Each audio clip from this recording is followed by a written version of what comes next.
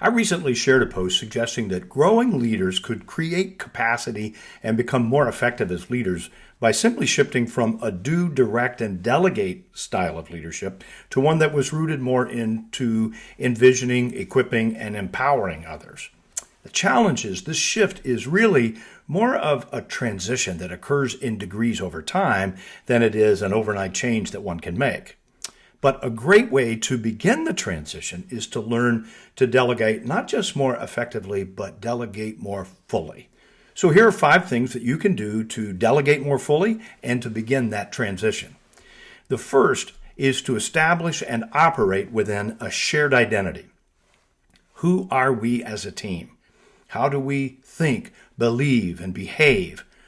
Are we all practicing those things consistently? The more ingrained we all operate with a single identity, the more we begin to trust each other. We know that their handling of a situation is going to be more intuitive and it's not going to require a lot of hand-holding.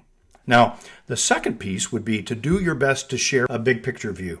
Allowing people to see how and where what you're asking them to do fits into that overall big picture will help them to make more independent choices. And it's going to open the door for them to be more creative in their approach.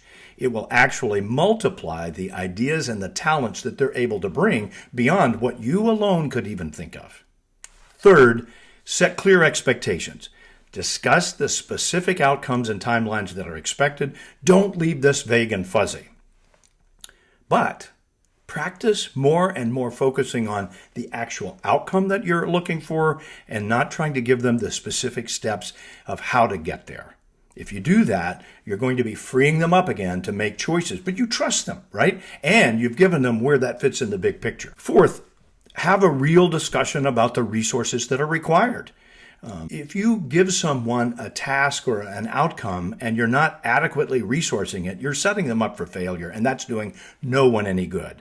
Have the tough discussion. Understand where the resources will come from, how they'll be provided. Have that discussion, but come to a true understanding. Be realistic in this one. And lastly, delegate authority along with the task. Think about it. You trust somebody, you understand their values, know how they're going to behave. You've given them the big picture view. You've got clear expectations and you've resourced them. Get out of their way now and let them do their work. Yes, you can discuss the foul poles. When do we need to talk? What do we talk about? But give them the authority to act so that they're not checking with you or second guessing themselves at every step.